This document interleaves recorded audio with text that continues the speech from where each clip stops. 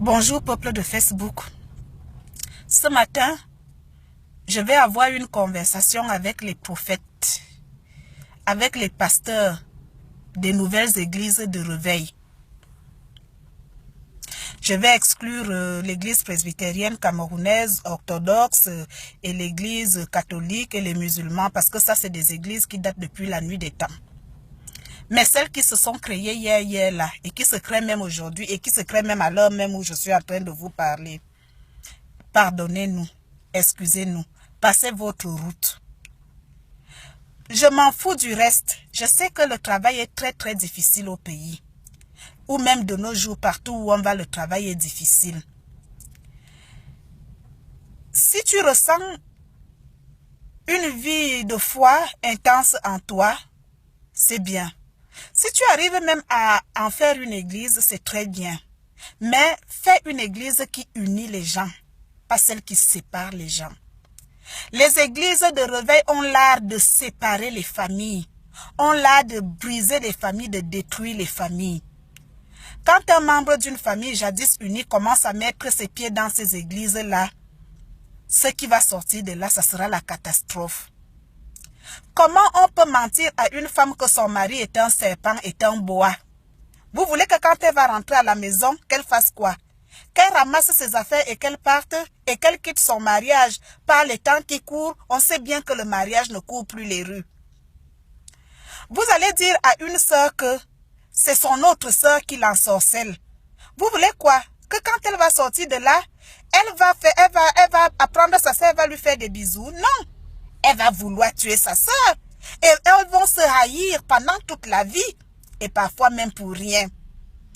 Quand vous dites à un fils que s'il ne trouve pas du travail, que c'est son père qui est assis sur son dossier, c'est pour ça qu'il ne trouve pas de travail. Vous voulez que ce fils fasse quoi quand il va sortir de là? Il va haïr son père. Vous détruisez les familles, vous divisez les familles. Vous avez appris la Bible par cœur comme un livre d'histoire.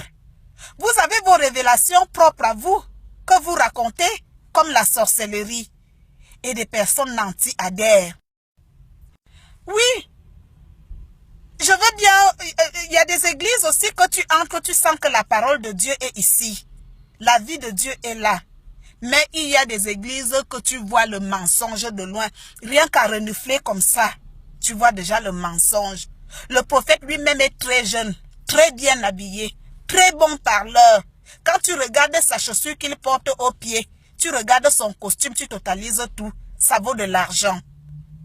La quête va commencer du début de la messe à 8 h jusqu'à 17 h, la quête.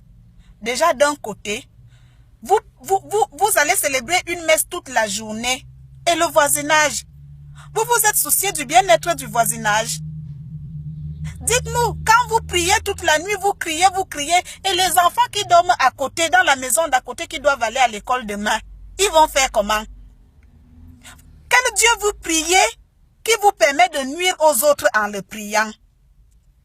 Les prophètes vous imposaient des jeûnes à vos fidèles.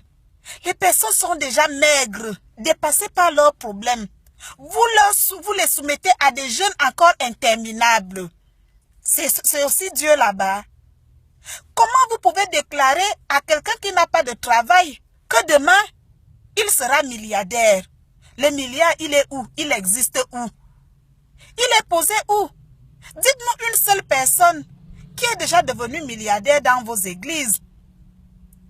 Vous promettez l'impossible aux personnes crédules. Voilà.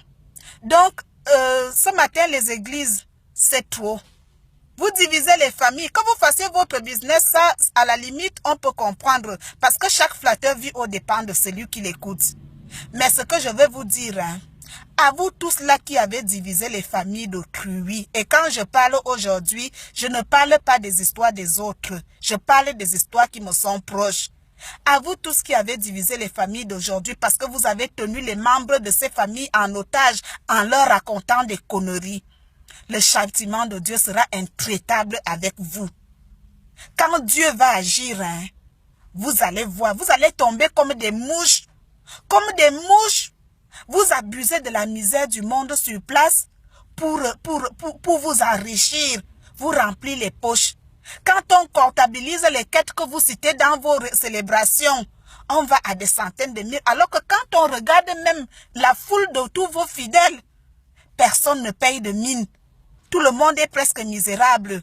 Quelqu'un va mettre dans la quête toute la journée et il n'aura même plus l'argent du taxi pour rentrer chez lui. Et par-dessus tout, il faut qu'il jeûne. Franchement, les églises là, hein, c'est un business qui vous est gagnant aujourd'hui. Mais chacun d'entre vous vomira l'argent qu'il a escroqué, qu'il a volé aux pauvres fidèles qui étaient en difficulté et qui vous ont remis leur argent parce que vous leur avez promis des mystères.